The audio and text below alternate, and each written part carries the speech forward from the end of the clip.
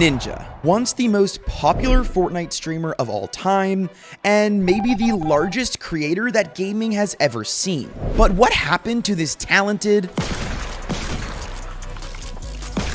oh my god! Crazy,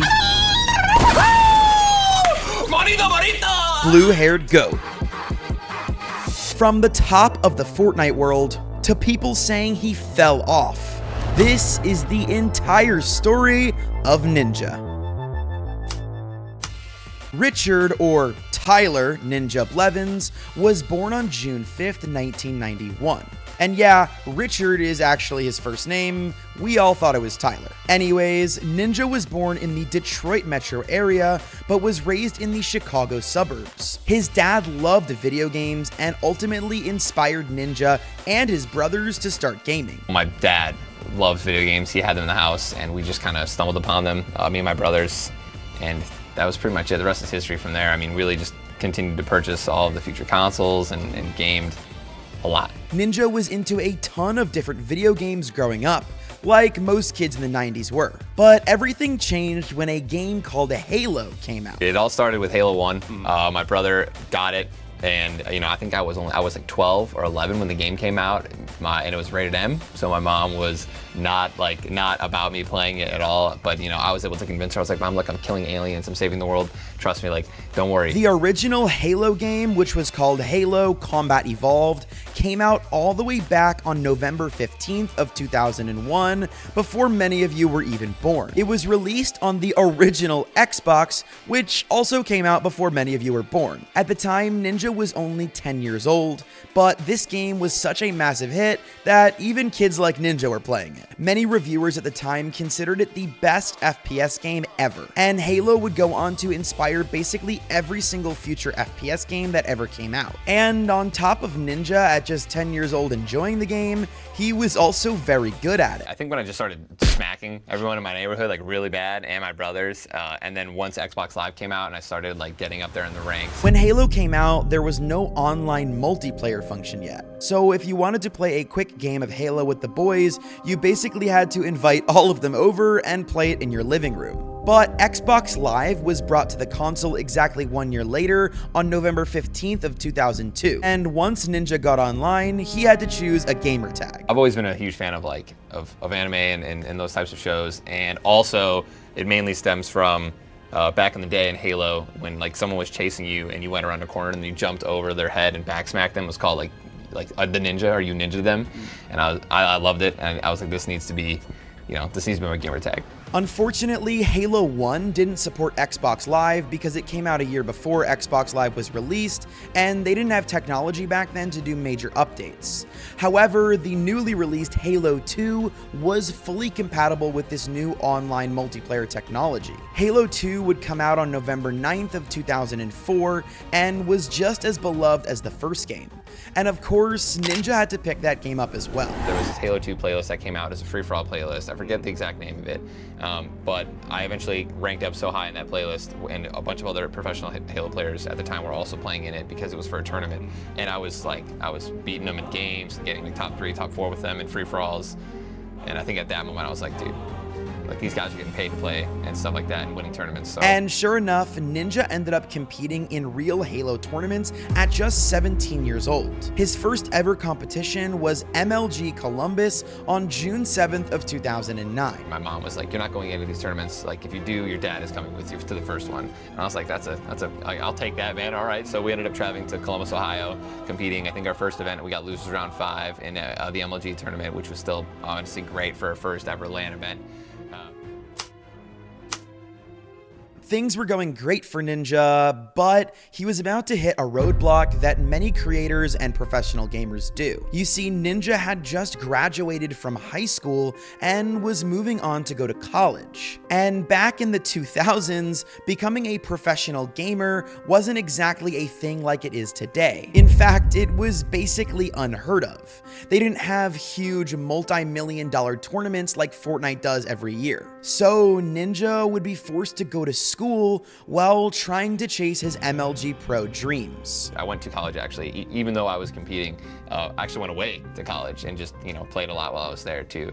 Ninja would also start streaming in early 2011 because the owner of the Halo team that he was on at the time thought it would be good for his career. It was the beginning of Halo Reach. I ended up getting a capture card, starting to stream in preparation of being able to stream on his website, but that completely fell through. So I was just streaming on Justin TV. And then that just kind of happened and evolved into Twitch, and here we are. And for those of you who are too young to remember, before Twitch was called Twitch, it was actually Justin TV.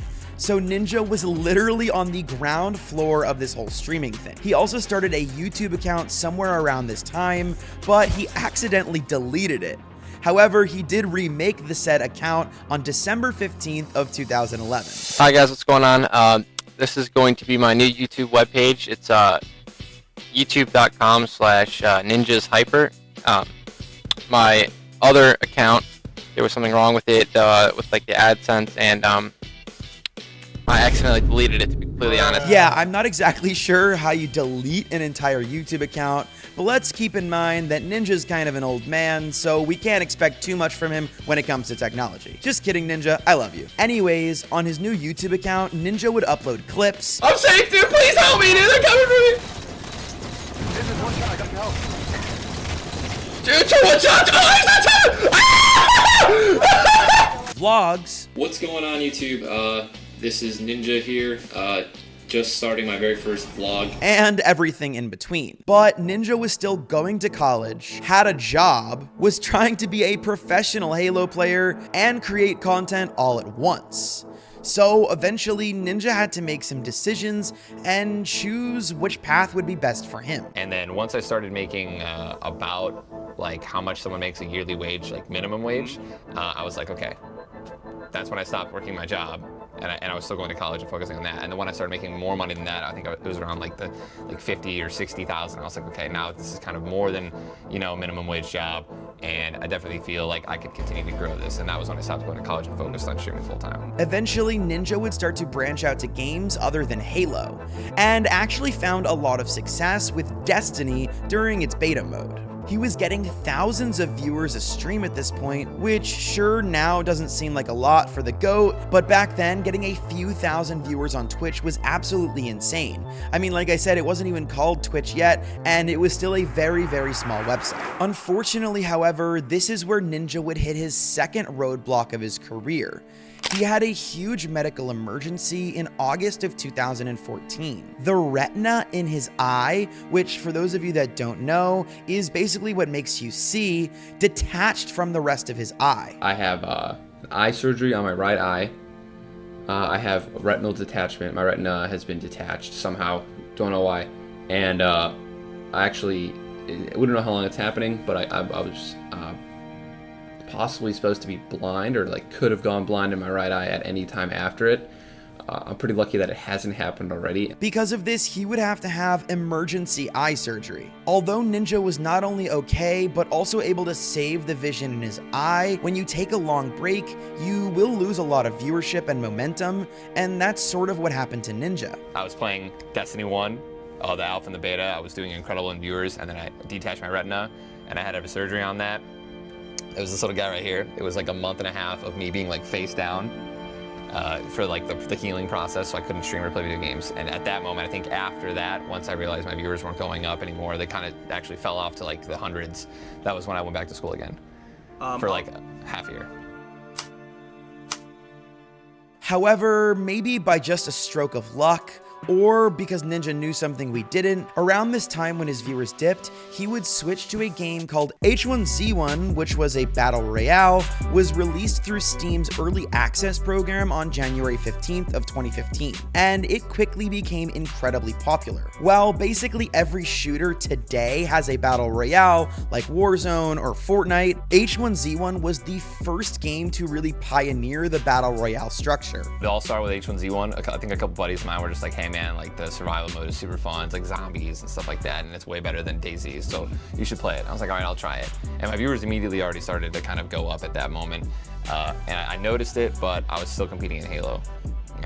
Then I started playing the Battle Royale section of H1Z1, and then that's when I started to get fall in love with that style of game, the adrenaline rush at the end. Ninja uploaded his first ever H1Z1 video to his main account only a few months after his eye surgery on January 20th of 2015. Oh, we just gotta do this, man, alright? I just gotta turn around, Kyle, alright? Just right in the butt. Just right in the butt, bro. Right or left cheek, dude? Middle. Middle, that's disgusting! I've already got a hole there. It just makes sense. Alright, dude. And with the help of H1Z1, Ninja's account slowly but surely started to regain its life. He quickly became one of the best players in H1Z1, just like he was in Halo. However, this was to a new level. Ninja was probably the best player in the world, setting world records like getting 38 kills in one game.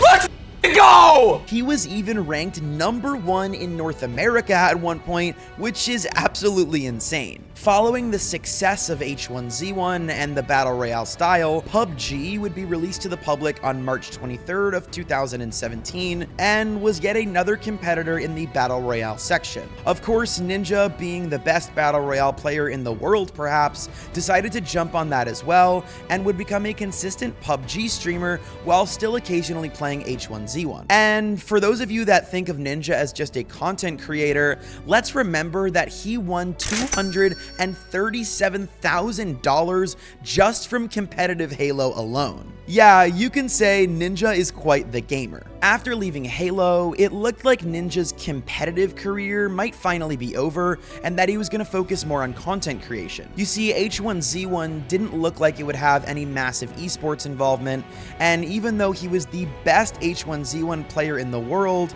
he still had a ton of competition on Twitch. It's brutal. You just gotta look at the top streamers every day. Dr. Disrespect, Shroud, Summit, Tim the Tap Man. I have to compete with all these people who double, triple, in some cases quadruple my viewership, and also just take away a huge pool of people from when they're not on, I'm up to 12, 13, 14K sometimes. But little did Ninja know, a new game was about to come out that would make his views skyrocket to never before seen numbers on Twitch, and that fun, colorful battle royale was called Fortnite Battle Royale came out on September 26th of 2017, and people absolutely loved it. It's free to play.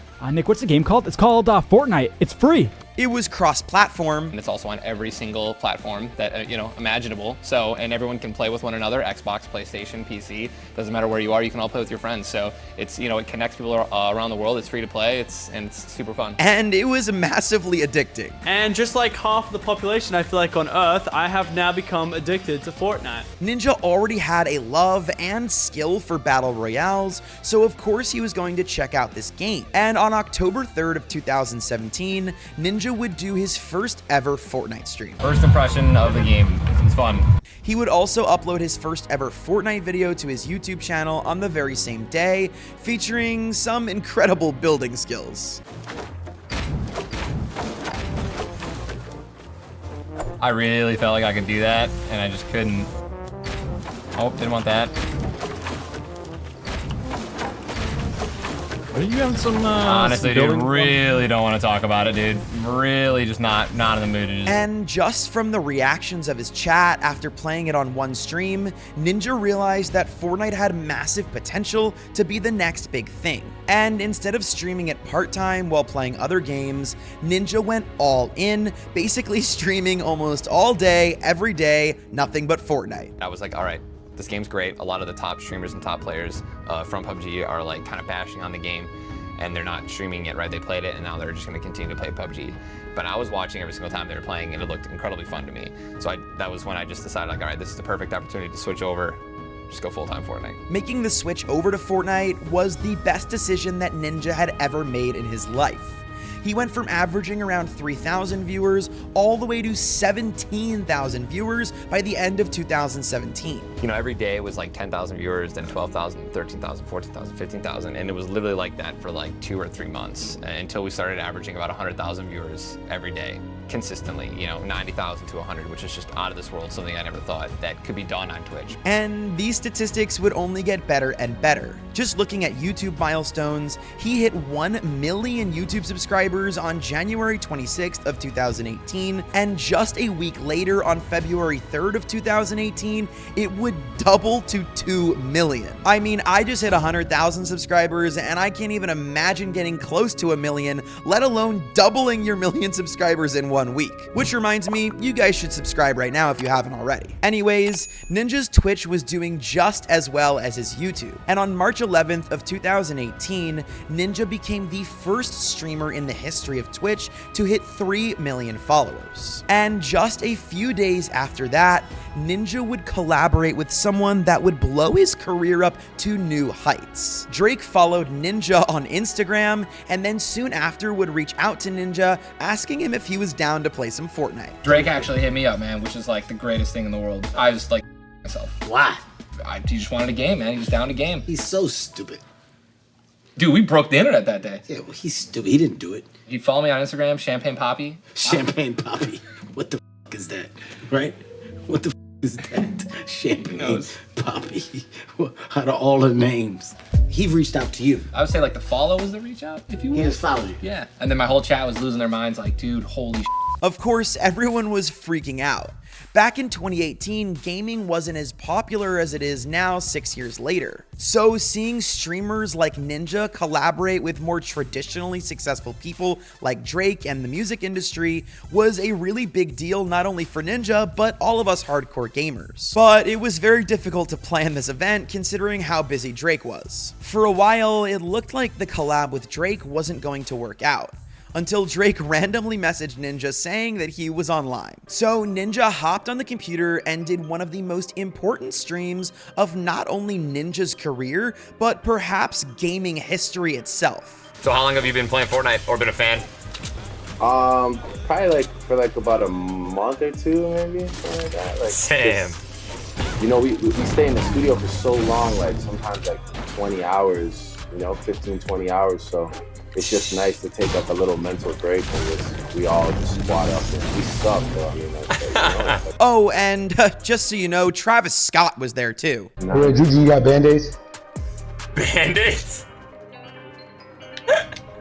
So, The stream pulled record numbers, with over 635,000 viewers at one time. This established a new record for viewers outside of tournaments. The previous record was held by Dr. Disrespect with 388,000 views, and this stream also would get Ninja 90,000 Twitch subs, which for those of you that don't know, earned him at least $250,000 in one day. It was one of the most amazing experiences ever, and I'm super blessed that it happened. I don't think that I would have gotten to where I was as fast or as quickly without it, no doubt. And I think that, it was just so crazy. I was getting obviously text messages and I had my, there was plans to play beforehand, so I kind of informed like my family and stuff like that, and their friends were like, hey, look out the next couple of days, look for like a tweet because it might be happening. And it was just, a miracle. In my opinion, this stream was so insanely influential, not just in Ninja's career, but across the gaming world. It brought a ton of eyes into Fortnite and honestly gaming as a whole. It showed that perfectly normal and successful people can play video games too, and maybe for the first time ever, video games actually looked kind of cool. And just a few months after this, Fortnite held its first ever Pro-Am tournament featuring celebrities teaming up with everyone's favorite gamers. And the guest list was stacked on both sides. As far as gamers go, you had players like Cypher PK, Nick Merckx, Lachlan, Tim the Tatman, and of course Ninja. And they would team up with celebrities like Nathan Kress from iCarly, Pete Wentz from Fall Out Boy, and Joel McHale from Community. Of course, the list goes on for both sides, but you get the picture. And Ninja, of course, as many of you may know, was teamed up with the one and only Marshmello. Being that Ninja was basically the best Fortnite player in the world at this point, the duo was favored to win by far. The two completely lived up to the expectations and won $1 million for charity. All he has to do is breathe on him and he's gonna get the win. That's gonna do it! Ninja gets the $1 million! Charity here at the Fortnite Pro-Am. Him and Marshmello come out on top. After playing all these games with celebrities, Ninja became the go-to gamer for every celebrity talk show ever. So your name is Ninja. Yes. And I should have a name too. So I'm thinking like either Magic Bullet or Cuisinart or... LED. Yeah. LED? Yeah. I like it. Yeah. Yeah, Just came out with LED. that. This is so exciting having you on because you are truly the pioneer of elite sports gaming in terms of being a person who, like, you brought it into the mainstream. Are you ready? Let's do it. Yeah, I'm ready. It's simple, man. All Is right. it gonna be music here or are we just gonna go, man? Yeah, you want to get it? All right, so you go like that, dude. Left, yeah. That's it. I like it. That's it, dude. That's it, dude. And of course, he was even invited to Times Square for New Year's Eve. Just move. If you guys know it, just move. It's all I want to see some movement. I'm not seeing enough movement. Oh my God. Man, I love that clip. Sorry, Ninja, I had to include it. But just because you go on talk shows and play games with celebrities doesn't mean you're going to have a long career. Ninja knew that he had to find a way to take this 15 minutes of fame and run with it. So he did just that. He leaned into his brand and made sure you could not go anywhere without seeing his face. I mean, that's a shout out to Jess, obviously my wife, who was my manager at the time, and Loaded, who, you know, we saw what we had. We saw we had this like global just like phenomenon in the gaming world and the streaming world with Fortnite, and like we knew that in order to, you know, I've always kind of had like my shticks, right? And like that's kind of, I feel like that streamers have that. Streamers have like a shtick. I wouldn't call it a brand, and some do. Like, but it was like, how do we, you know, make it like, what is a brand? Like at the end of the day, you know, I'm serious. Like, yeah, you're right. You're right. People I hear talk you. about it, and it's like, dude, you know, it starts with. Like you could obviously be, it's as simple as merch, right? But it starts with like, you know, you take your shticks, right? And then you kind of, I don't want to say monetize it, because it was personally, it wasn't about making money. It was about like establishing me in the space, right? In like different spaces. So like, for example, like the headbands, right? Like we did a Red Bull Ninja headband, something that I started wearing after wins, right? I put on this like yellow bandana in my basement. And like that was like a part of the Ninja brand in a way. They took brand deal after brand deal. Ninja action figures, Ninja off-brand Nerf guns, and so much more. However, not every deal that Ninja signed would be a good one. You see, Ninja would make the very controversial decision to sign an exclusive streaming deal with the brand new streaming platform Mixer. Mixer was Microsoft's attempt at making a competitor platform to Twitch. And on August 1st of 2019, Ninja would make the official jump onto a brand new platform. I know this may come as a shock to many of you, but as of today, I will be streaming exclusively on Mixer. I know, it's exciting. In my opinion, this would be the first decision in a series of decisions that would lead Ninja to lose some of the audience that he had spent so long cultivating. This move was shocking to basically everyone involved.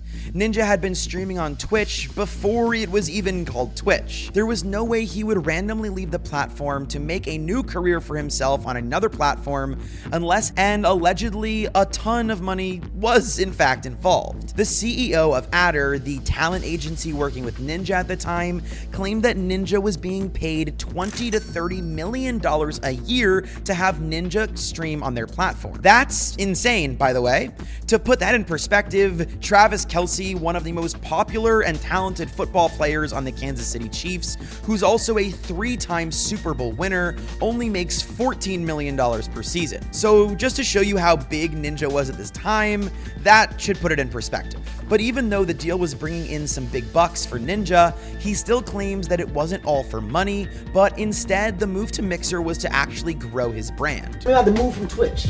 Yeah, man. Why? Contrary to popular belief, it really wasn't a money play, which a lot of people obviously think it was. The deal was better to continue to grow our brand. But the sad truth is, Mixer as a company absolutely flopped. It turns out it's not as easy running a streaming platform as it looks, and Microsoft did not want to do it. So on June 22nd of 2020, which was less than a year after Ninja left Twitch, Microsoft announced it was closing down Mixer for good. 1 month later, all future traffic to the website would be instead directed to Facebook Gaming. This left the internet to wonder what would happen to Ninja. Apparently, he was given the option to either move his exclusivity contract over to be bought out of the contract so he could be on his own. And then came August 5th, 2020, where Ninja would make his triumphant return to Twitch.